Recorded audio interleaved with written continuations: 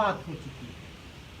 नीतीश जी के राज में ऐसी घटनाएं, पुल का ध्वस्त होना, आपको याद होगा ठीक कहलगांव में एक डैम था जिसका उद्घाटन होना था, उससे एक दिन पहले वो डैम जो है कहलगांव में वो टूट गया। और लगातार ऐसी घटनाएं बार बार होती रही है।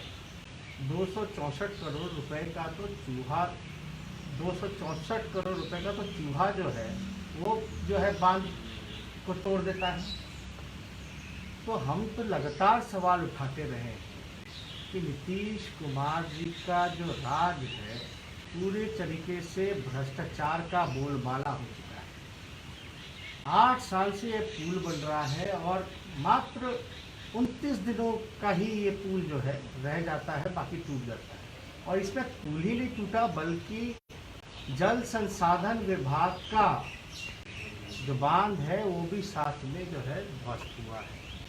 तो इसमें नुकसान जो है बिहार की जनता को हो रहा है। ये पैसे की रिकवरी कैसे होगी? कितने घोटाले हुए नीतीश कुमार जी के राज में। हमने जब 55 घोटाला बोला है, 15 साल में 55 घोटाले हुए हैं, तो वो घोटाले का हमने जिक्र किया है जो कि सरकार ने बाकायदा उन घोटालों को माना है कि घोटाले हुए।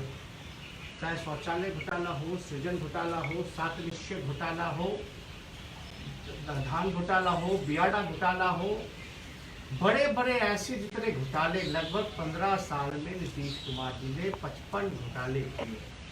और अगर आरसीपी टैक्स देकर के ट्रांसफर पोस्टिंग होगा तो इस तरह की घटनाएं होती रहेंगी। इस पुल में जो सुनने को आ रहा है, हालांकि ये जांच का विषय है कि ये टूटा क्यों, लेकिन इसमें ये कहा जा रहा है कि प्रोटेक्शन जो पिचिंग काम जो होना चाहिए था वो इसमें नहीं किया।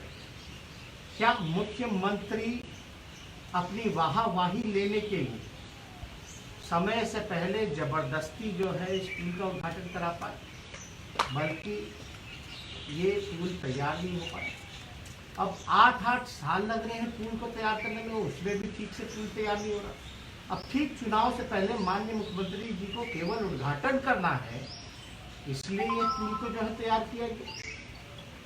वो तो भगवान का शुक्र है कि इसमें कोई बड़ी घटना नहीं हुई, आवागमन जो है वो चालू हो गई थी क्योंकि पुल का उद्घाटन हो गया। इस हादसे में अगर गाड़ी वगैरह जो है गिर जाती, जान माल का नुकसान होता, तो इसका दोषी कौन?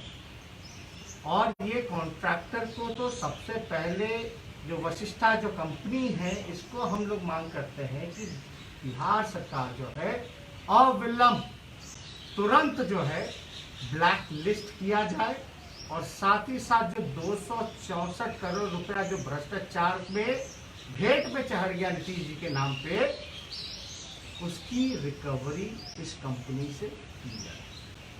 अब ये तो 8 साल लग गया पुल बनने में, अब जो टूटा ठीक 29 दिन में ही, तो अब कब तक ये तैयार हो पाएगा इसकी कोई गारंटी नहीं है। तो हम लोग चाहेंगे कि जो भी इसका जवाबदेही तय होनी चाहिए। आश्चर्य की बात यह है कि जितने भी घोटाले होते हैं, जब भी बांध टूटता है, चूहा खा जाता है या पुल टूटते हैं, तो जवाबदेही किसी पे भी तय नहीं की जाती। केवल जो है छोटी मछलियों पर ही कार्रवाई की जाती है, लेकिन जो बड़े मछलियां हैं, जो गुनहगार हैं, उनको सत्ता का संरक्षण प्राप्त रहता है। और इस वजह से ऐसी घटनाएं जो है लगातार होती रहेंगी। अब ये तो एक ट्रेडिशन बन गया है, एक ट्रेंड हो गया है कि भाई नीतीश जी के राज में इस प्रकार का काम होगा। बांध बनेगा तो वो भी टूट जाएगा उद्घाटन से पहले, पुल बनेगा तो वो भी कुछ दिनों में टूट जाएगा। कई बार हम लोगों ने लगातार आवाज उठा है कि इस पे तो जो लोग हैं दोषी, उस पर कार्रवाई करनी चाहिए।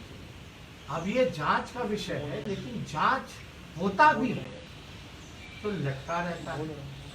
ऐसे कितने मामले हैं, जांच जो है इस पे कोई कार्रवाई नहीं की जाती और उसको लटका दिया जाता है। इससे होता क्या है कि जो लोग भ्रष्टाचारी हैं उनका मनोबल जो है वो ऊंचा होता है। और लगातार जो है बिहार में भ्रष्टाचार ही भ्रष्टाचार हो। हम लोग तो विपक्ष के नाते लगातार सवाल पूछते हैं, लेकिन क्या मुख्यमंत्री को भले ही क्वारंटाइन, मेरा सवाल है मुख्यमंत्री जी से, ये 55 घोटाले हुए 15 साल में, बांध टूट गया, आपने उद्घाटन किया, आप कहते हैं विकास की गंगा बहा दी, ऐसा लग रहा है पूरे बिहार में विनाश का गंगा बह रहा है। हर तरीके से बिहार जो है हाहाकार कर रहा है, चाहे कोविड को लेकर के हो, कोरोना को लेकर के हो, बाढ़ को लेकर के हो, बांध को लेकर के हो, पुल को लेकर के हो, या लॉ एंड ऑर्डर को लेकर के हो, शिक्षा चिकित्सा तो पहले से ही बर्बाद है। मुख्यमंत्री क्यों नहीं सामने आकर के प्रेस या मीडिया या जनता के बीच जाकर के स्पष्टीकरण करते?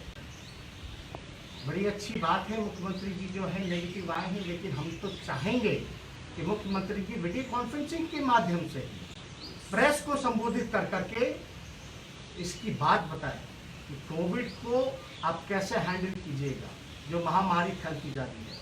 और ये बांध जो इरिगेशन डिपार्टमेंट का साथ में ये 70 घाट जो पुल टूटा, इसका दोषी कौन है, गुनाहगार कौन है? हम तो चाहेंगे मुख्यमंत्री अगर वीडियो कॉन्फ्रेंसिंग नहीं कर सकते तो कम से कम वीडियो ही बना करके जो है लोगों के सामने रखें, लेकिन इस पे चर्चा होनी चाहिए, क्योंकि जनता ने इनको मैंडेट दिया था, महागठबंधन को दिया था। वो अलग बात है कि चोर दरवाजे से वो चले गए, लेकिन अभी वो मुख्यमंत्री हैं, जवाबदेही उनकी बनती है और उनको स्पष्ट करना चाहिए, जवाब देना चाहिए। बिहार के 12-13 करोड़ जो जनता है उनको सामने आकर के मुख्यमंत्री को जवाब देना चाहिए। मेरा दूसरी बात यह है कि बिहार में लगभग 15 सालों में 16,000 बलात्कार, लगभग 16,000 बलात्कार के मामले सामने आए। ये नीतीश जी कहते हैं यहाँ सुशासन का राज है, ना किसी को बचाते हैं ना किसी को फंसाते हैं।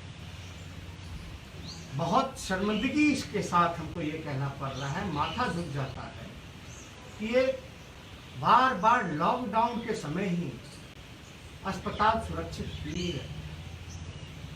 गया में जिसकी नई शादी हुई थी, जो आइसोलेशन वार्ड में जो भर्ती थी कोरोना को लेकर के, उस महिला के साथ जो है गैंगरेप किया गया। कल की ये घटना है कि पीएमसीएच जो सबसे बड़ा अस्पताल है, वहां एक महिला के साथ जो है बलात्कार किया गया, बल्कि वो बच्ची थी, नाबालिग थी, उसके साथ जो है बलात्कार किया गया। आश्चर्य की बात है कि अस्पताल में भी जो है लोग सुरक्षित नहीं है, बच्चियां सुरक्षित नहीं है, वहां भी उनका जो है बलात्कार हो रहा है। हमने बोला कि 15 साल में लगभग 16,000 बलात्कार हुए हैं, और दूसरी बात 2019 में ही केवल जो है लगभग आपका जो लगभग 1900 के आसपास बलात्कार के मामले सामने आए। कहाँ है नीतीश कुमार, कहाँ है उनका सुशासन, क्या कार्रवाई हो रही है, कौन जवाबदेही देगा? ये बिहार ही ऐसा प्रदेश है जहाँ कोरोना काल में भी बड़े अस्पताल में भी, आइसोलेशन वार्ड में भी लोगों के साथ, बच्चियों के साथ बलात्कार हो रहा है। इससे हम लोगों का माथा झुक जाता है। लेकिन सरकार के लोग जो है उनका आंसू सूख गया है, अंतरात्मा ऐसा लगता है कि बंगाल के खाड़ी में डूब गई है, और उनको जवाब देना चाहिए आकर के कि आखिर ऐसा क्यों हो रहा है। मुख्यमंत्री जी आप बताइए, बिहार में आखिर ऐसी परिस्थिति क्यों है? नेशनल दस्तक की आपसे गुजारिश है कि अगर इसको बचाना चाहते हैं तो नेशनल दस्तक को सब्सक्राइब करने के लिए रेड कलर के सब्सक्राइब बटन को दबाएं, फिर बेल आइकन की घंटी दबाएं। नेशनल दस्तक को बचाने के लिए बहुत जरूरी है कि हर खबर को शेयर करें, लाइक करें, कमेंट जरूर करें।